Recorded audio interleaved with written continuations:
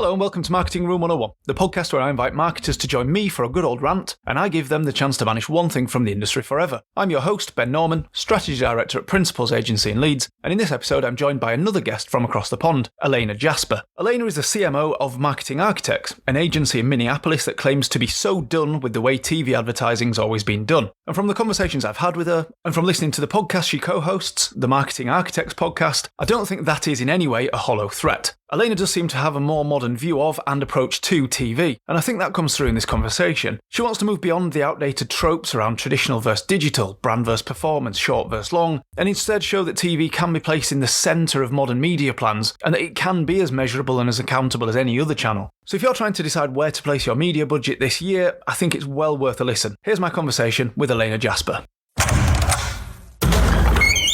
Elena, welcome to Marketing Room 101. Hi, thanks for having me.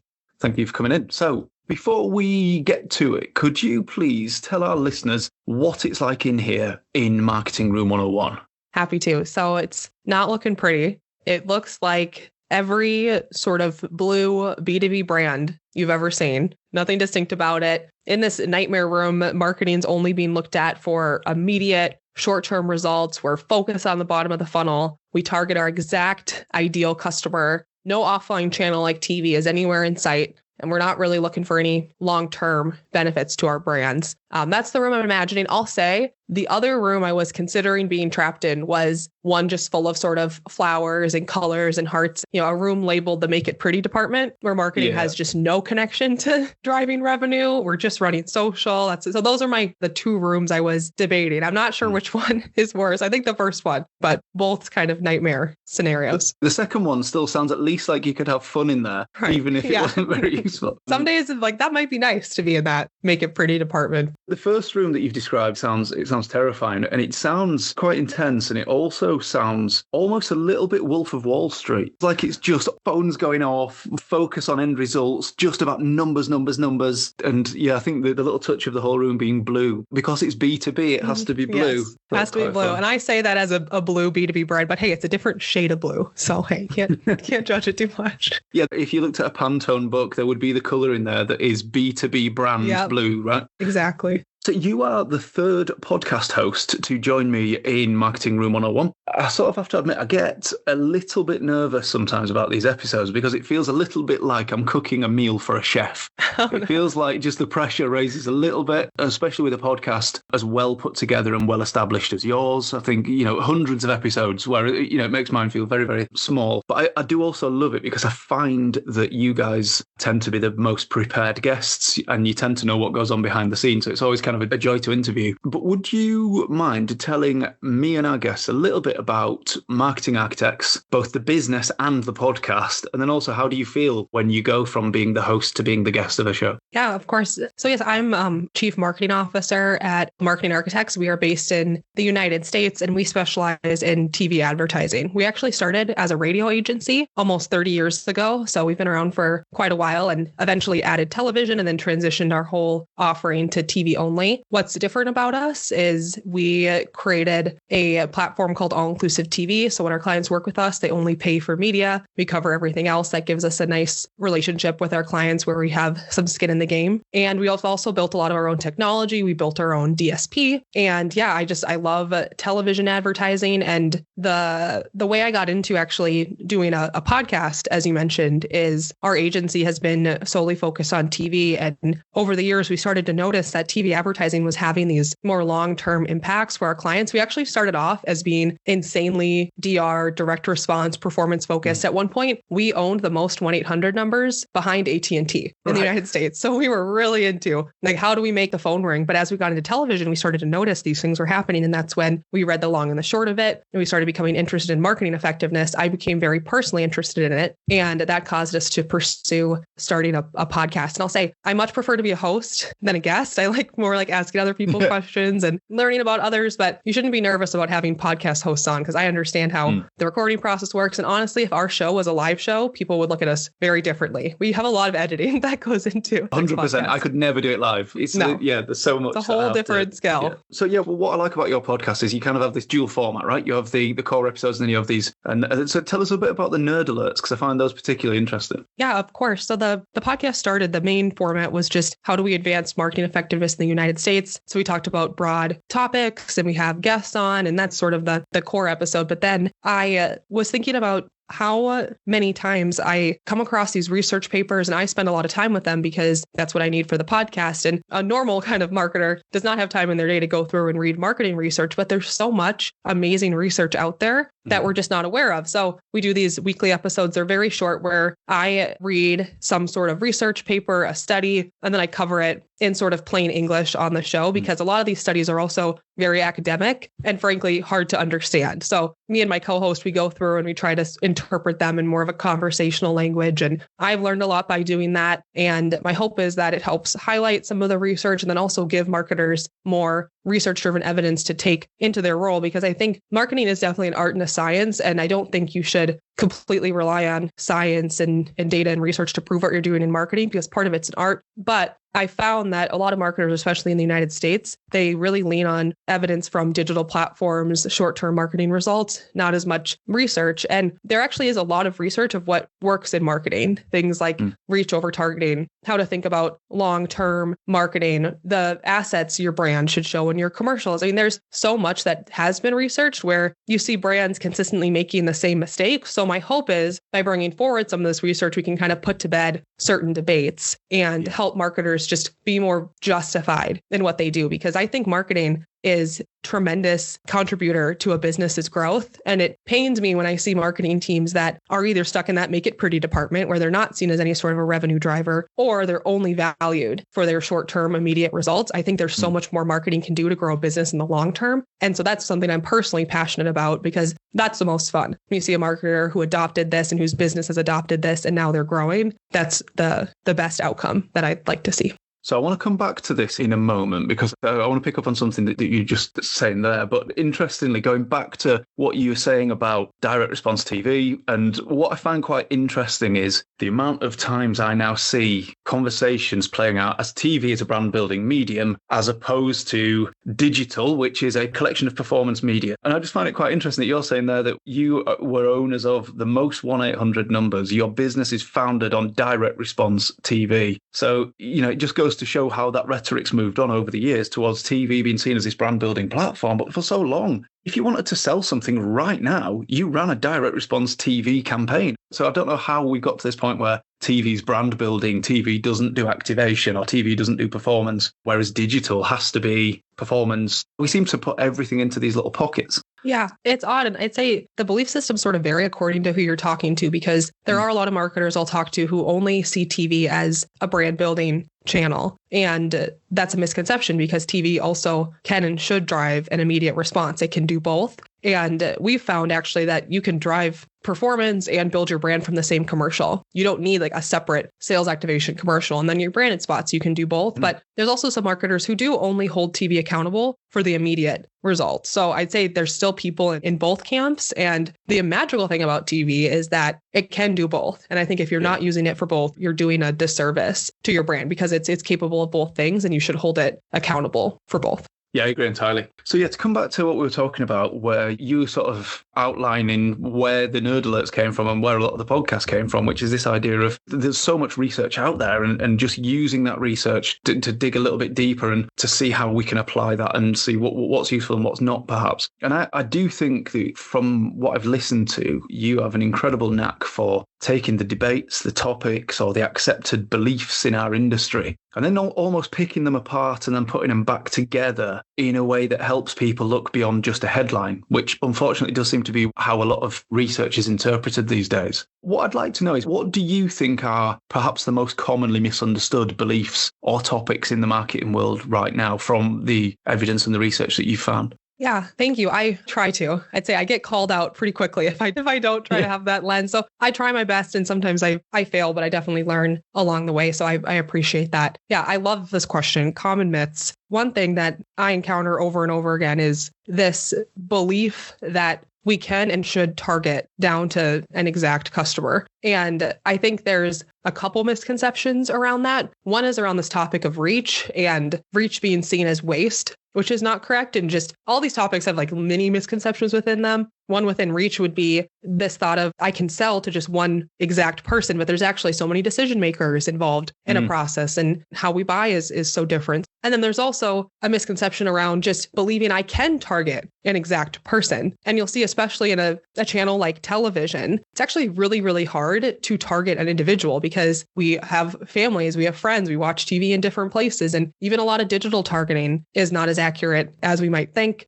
Ad fraud could be considered in that equation. Another one would be just a lack of focus on distinctive brand assets and how important those are. So a distinctive asset would be the things that make your brand what it is, your brand color, maybe a packaging shape, a jingle. And I think those are undervalued, especially we were talking in the beginning about that blue B2B room. A lot of brands, I think, don't spend enough time looking at not just how beautiful your brand is, but how unique is it from competitors. And you want assets that are both unique in your category and famous, and you want to invest in those. And I think the majority of brands are underinvesting in things like that. Like, for example, the most powerful distinctive asset is actually a jingle or an audio mnemonic. How many brands actually have one of those? Very few, if you look at it, but they're not too hard to create. And it's something you could immediately add to a commercial, any video ads, a podcast to make it more valuable. So I think there's a lot of just low hanging fruit that marketers are missing. One other thing, and then I'll stop because there's too many to keep going. But keep them coming. This is great. One other thing is this belief marketers have that I can run an ad at the bottom of the funnel. If someone clicks on that and buys, that ad is responsible for this, like the last touch attribution belief, when we just actually covered this on a recent podcast. It's a crazy stat, something like 84% of purchases across like 100 plus categories. The decision was made before they got to that bottom of the funnel ad. So many people, you're primed before you choose something. Okay, and the last one I'll say is the brand loyalty debate, which is such a fun one. Marketers spend all this time on loyalty programs. Can I get people to buy again? In a lot of categories, your light buyers are actually the most valuable, and people aren't as loyal to your brand as you might think. If I go to the grocery store and they're out of a certain brand of, dishwasher soap, I'm not just going to not buy dishwasher soap, right? I'm going to switch to a different brand. And then brand purpose, we could get into that. That's a big misconception. I could go on and on and on, but all these things that if marketers spend some time with the literature, you could avoid a lot of heartbreak and a lot of bad decisions just by learning from what we've studied and what brands have done in the past. Yeah, you are really singing my tune with this. I think with your first point about one-to-one targeting, the first thing that comes into my head is Bob Hoffman. And I think this is a quote of his. It's not just important that you know about a brand. It's important that you know that they know about a brand. Mm-hmm. And I think that's one of the most overlooked factors in the whole performance marketing versus brand building debate. This idea that if a Harley Davidson doesn't mean anything to the people you drive past as a symbol or whatever the brand might be, if nobody else recognizes them but the person owning or wearing or riding that thing, then that brand doesn't have the same value, does it? And that's where the waste debate comes in, isn't it? It's like serving your brand to people who aren't going to buy it. Is that waste? It's clearly not, because like you say, a brand exists in far more factors than just a rational, does this product meet my needs sort of sense.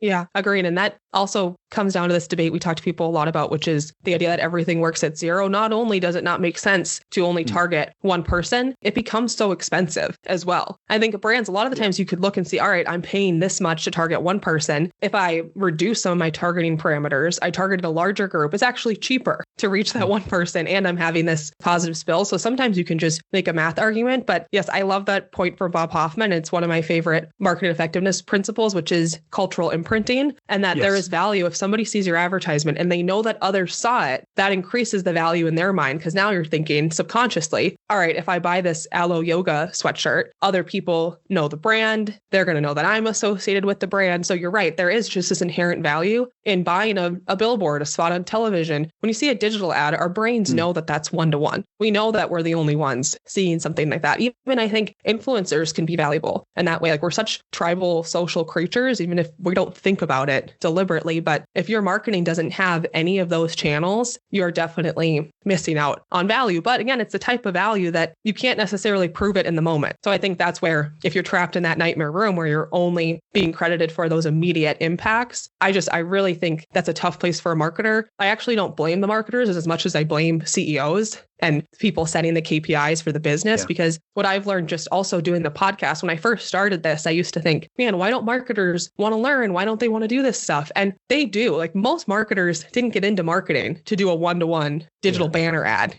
Most of us got into marketing to be creative and to reach an audience and to tell a story. Marketers want to do this stuff. This is the great part of marketing because it works. It's frankly more fun than one-to-one targeting. But I think a lot of it is the CEOs and business leaders, they need to give marketing more time, different KPIs, more trust than they do today. And a lot of that's on the marketers. I agree, but some of it's also on business leaders to allow marketing to do everything it can do. Yeah, and I think a big point within this is the episode before this, I spoke to a chap called Ian Whitaker, who talked a lot about the need to speak the language of the boardroom, the need to be more commercial and to not just use all those numbers that a performance channel might produce and say, you will feel safer using these channels because we can give you more numbers, we can quantify it with more things, and instead apply a broader view and a more responsible view of effectiveness across all channels, right? So if we can do that, then we can start to have those conversations with the board that are converting the marketing language into a more commercial language or using data that is more associated with what the CFO is looking at or the CEO. And I think that's quite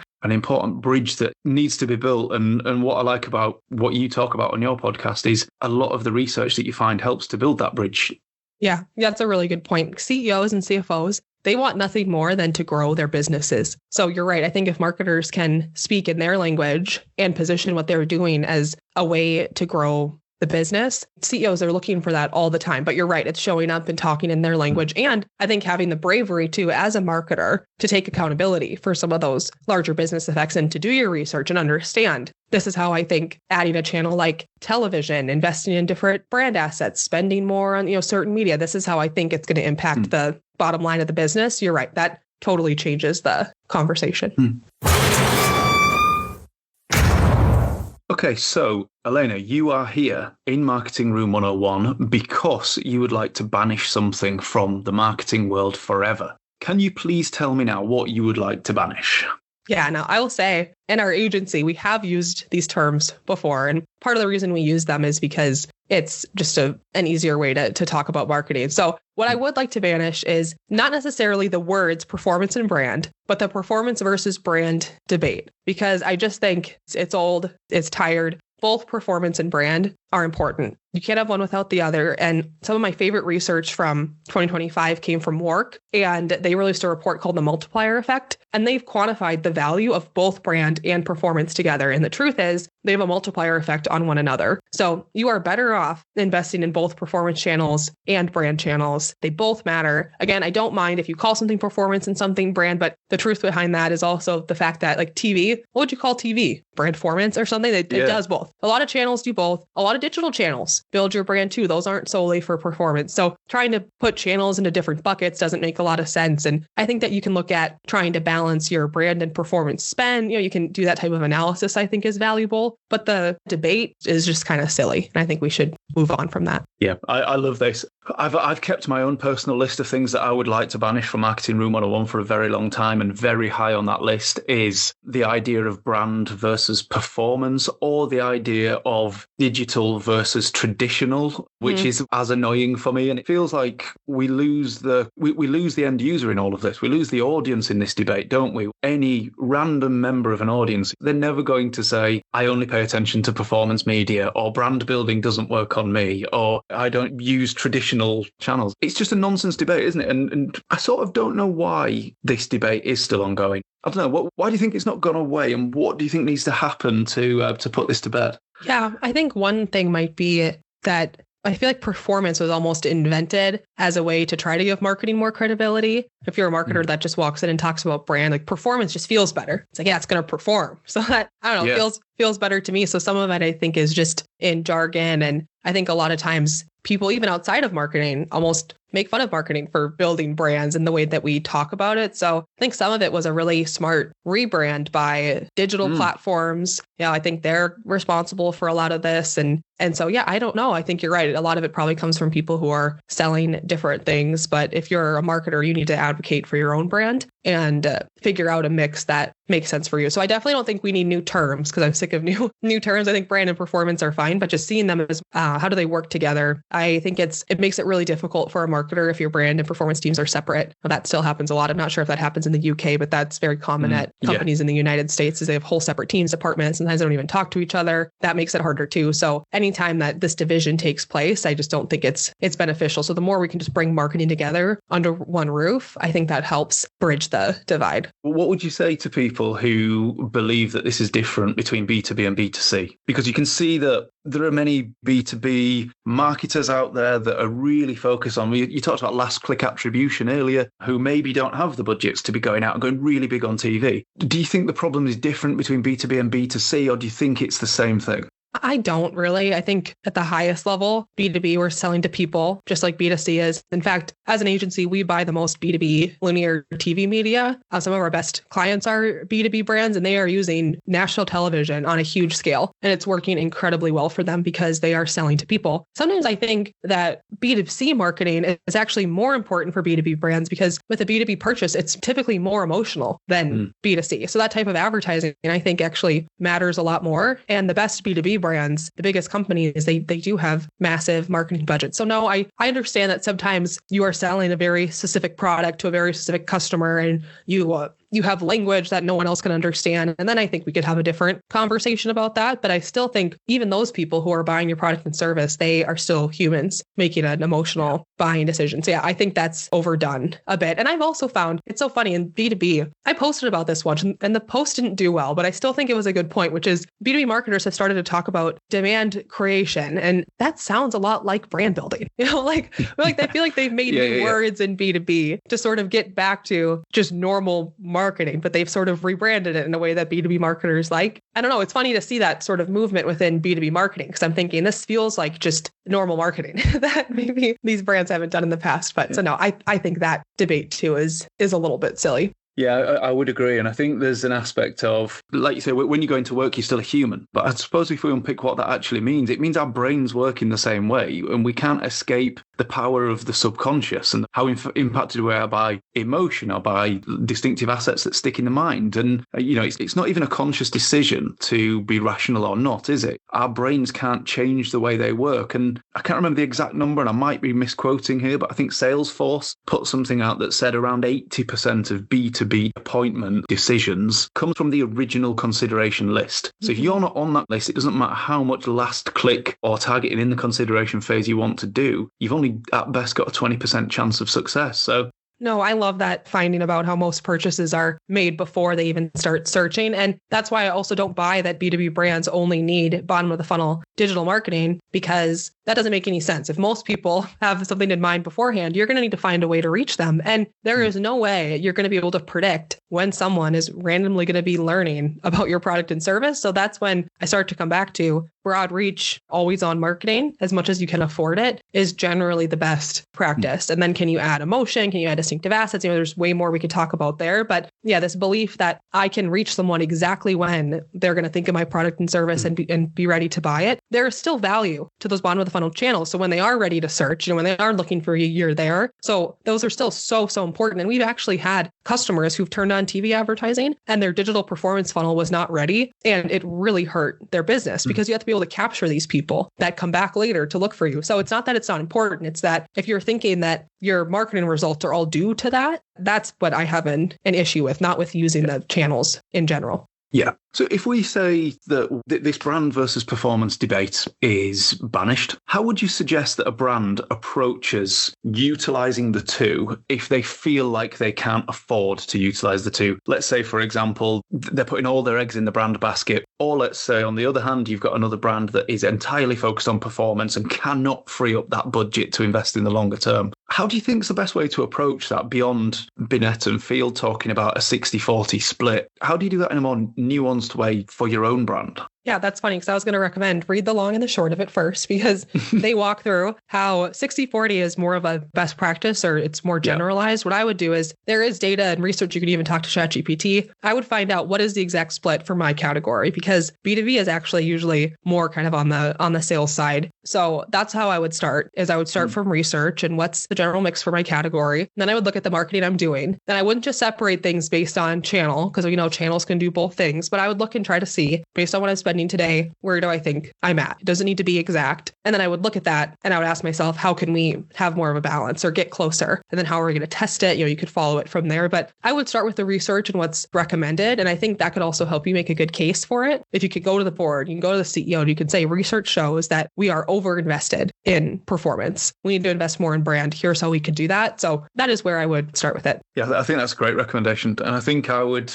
from my experience working with clients, echo that and suggest that it depends on the life stage of your brand as well. A brand in its first couple of years probably isn't in a position to and doesn't need to rely as heavily on brand building. Instead, focus on driving penetration closer to the point of purchase, focus on potentially on the short to start with, and put yourself in a position to invest in brand for the longer term. Or if, like you've just said there, if you're an established brand that's been going for years and years and years, but is still hooked on the drug of performance only, then maybe start to just assess where the life cycle of your brand is alongside all the research that you've mentioned there. That's a great point because, we say no to most of the brands that want to work with marketing architects because a lot of brands aren't ready for television. We've had one case where we brought in a brand that was very early startup, and I really think that TV helped put them out of business because they weren't ready for the influx of customers and the attention, and they didn't have their performance channel sorted out. So I totally agree with you that especially when you're an earlier stage brand, depending on where you're at, channel like TV, that is not the solution for every brand. You definitely need to take into account where you are.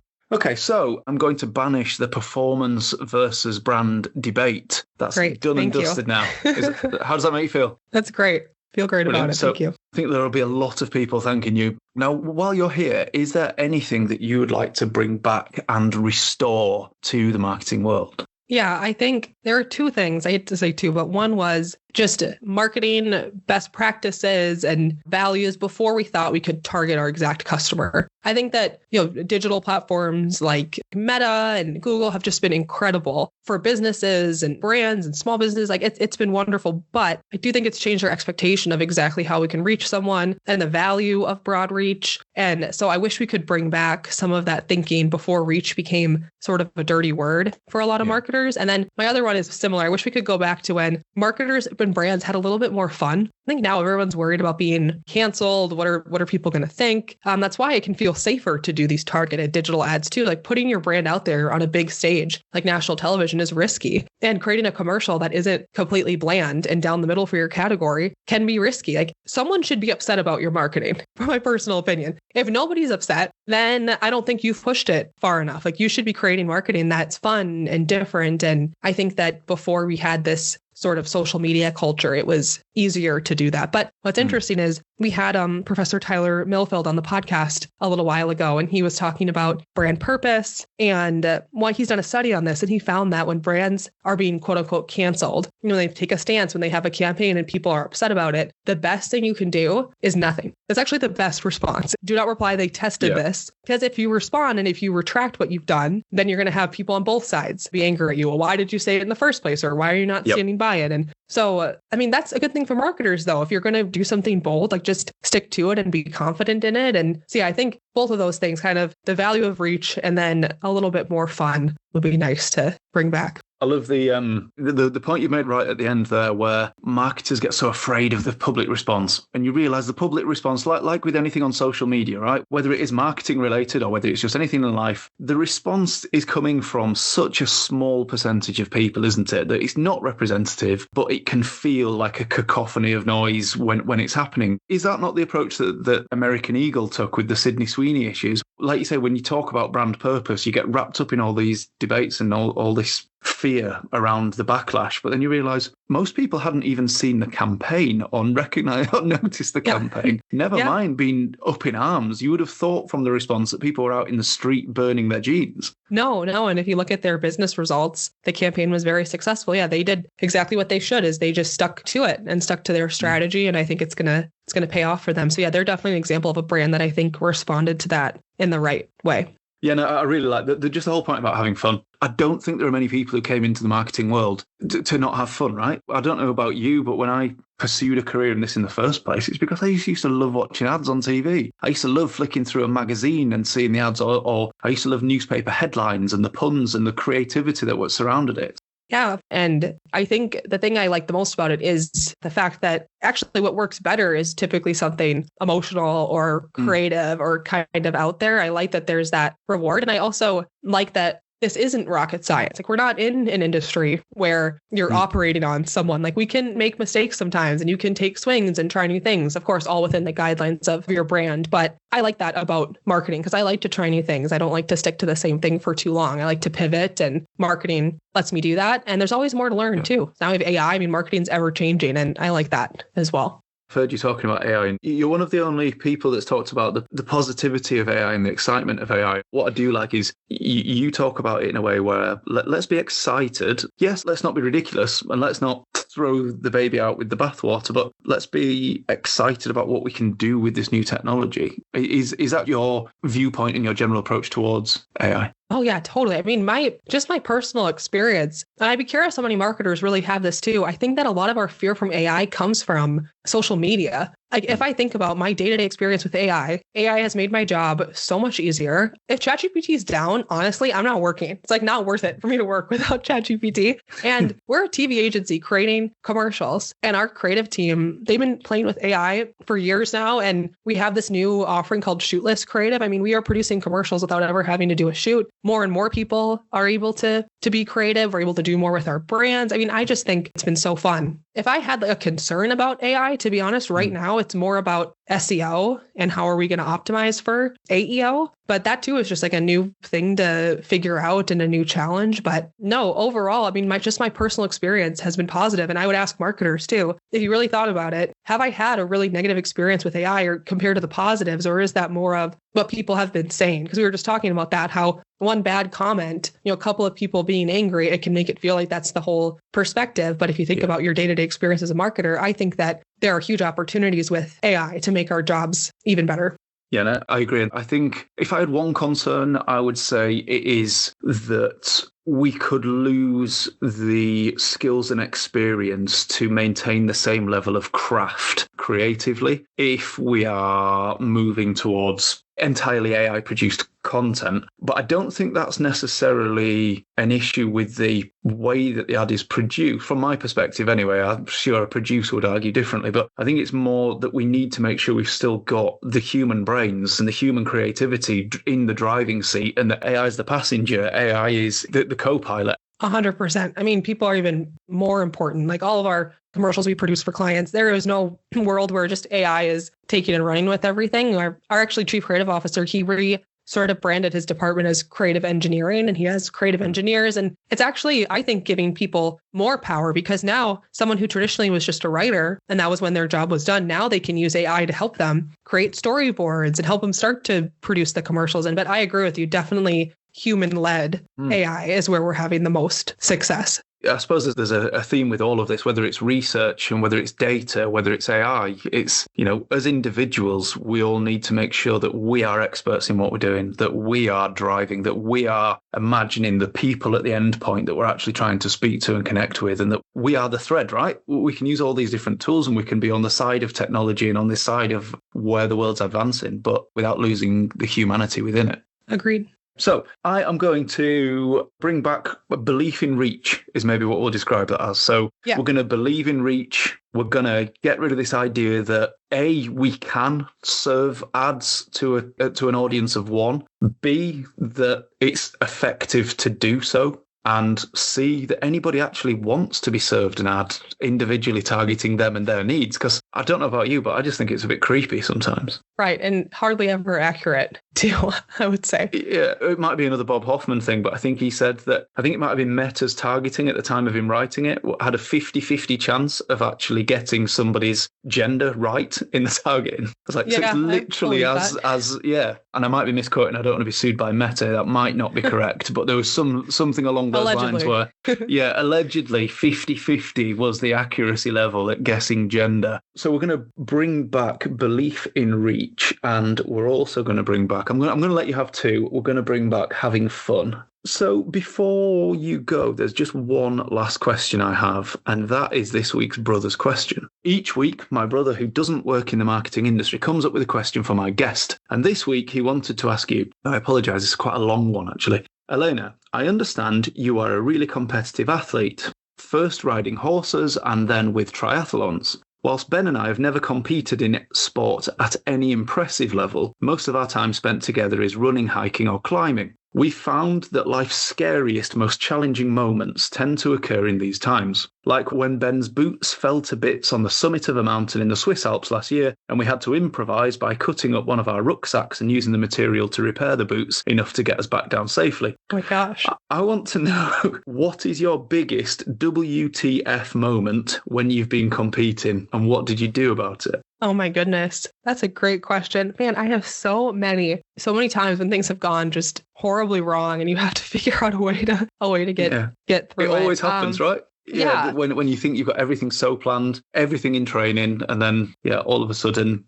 Yeah, right. I suppose one thing I could think of is back when I was competing horses, I ended up going to the Junior Olympics and I had two horses that I brought. And one of them I considered sort of a wild card. Like I thought, if we have the best day, we could win, but it's more likely that something's going to go wrong. And the other one I saw as more of a steady, this is the horse I can count on. And so I ended up picking that horse to be a part of the team event. And I entered the other one as an individual because I thought we should put the more certain one on the team. And I competed on the more certain one, the team horse first. And I used to do a sport called 3-day eventing, which I know is actually a lot bigger in the UK than it is in the United States. But I was doing cross country, which is where you're out galloping through fields and jumping logs, going through water and ditches. It's quite a dangerous sport. It's actually why I don't do it anymore. But this horse, I ended up nearly being eliminated on it. I had these runouts at this corner. It was just a complete disaster. Let the whole team down. And then I had to compete the second horse just like immediately after that. So I had to sort of put that aside. And I ended up actually having probably the weekend of my life on this other horse. We ended up getting a bronze medal as individuals. And there are so many moments like that, though, in sports. And that's why I love it so much, where you're met with something that isn't what you expected. It's not what you prepared for. And it becomes all about how you respond to it. And I think such an easy thing to say, but it's so hard in the moment, as you know, when you're facing a tough moment or a circumstance. And I definitely had my moment of, oh my God, this sucks. I'm upset. But I've tried to bring that into my life, just knowing that if the mistake isn't fatal, you can overcome it. And it really sucks when you're in the story. You're like, someday this is going to be a good story. You just got to get through it. But when you're in it, it's really difficult. But I think sports have helped prepare me for work too, because when you're making a mistake, when something's going wrong, if you have good intentions and you put together good actions, good things will happen. It just might not be in the way you expected. But I found that in marketing too, especially when you're doing more of this long-term brand marketing, you don't always know. Actually, you mostly don't know what's happening. And so you have to have this belief that if I do good things will happen. And for me, even if it's a twisty, turny road, eventually I've gotten there. So that's my own experience. But you have to have a stick-to-itness, and like you and your brother did, just a way to be creative and to think differently and not wallow for too long. So sorry, that was a long answer to a long question. I love that you naturally, without even being asked, were able to link it back to the world of marketing. And you're absolutely right. I think whether it's from sport, whether it's in work, whether it's doing a podcast, you have to kind of be comfortable in not knowing what the outcome's going to be when you start out doing something, I think. And like you say, when you're in the middle of a challenge, when you're in the middle of a really, really dark moment where you think there's absolutely no way I can get through this, if it's not been fatal, there's an answer somewhere, right? Yeah, it's good for the plot. I also try to tell myself that when I'm in the middle of it. It's good for the plot. And it's good too. It gives you some analogies. Doing all these things gives you some immediate analogies to bust out in client meetings, which is always quite useful. Right. Exactly. Okay, so Elena, how can people get in touch with you? How can they find out more about Marketing Architects? How can they find your podcast? Yeah, find me on LinkedIn. I post there twice a week. Elena Jasper. You can go to marketingarchitects.com, and we are the Marketing Architects podcast. So if you want to check us out there, that would be great. Brilliant. Well, thanks, Elena. Thanks for coming in. Thanks for having me. So that was my conversation in Marketing Room 101 with Elena Jasper. Thank you for listening. If you enjoyed it as much as I did, I'd love it if you could please share it with just one other person who you think would like it too. And if you've done anything recently you feel guilty about, for example, if you fell over doing a charity mascot race dressed as a giant whale, and your head fell off in front of a grandstand filled with children who no longer believe in magic just because of you, then you can cancel out that bad karma in just 30 seconds by giving Marketing Room 101 a 5-star rating wherever you get your podcasts. And finally, if you'd like to arrange a free chat about how I and the Principles team can help grow your brand, just find me on LinkedIn under my name, Ben Norman. And if you'd like to know more about Principles, just head to principlesagency.co.uk.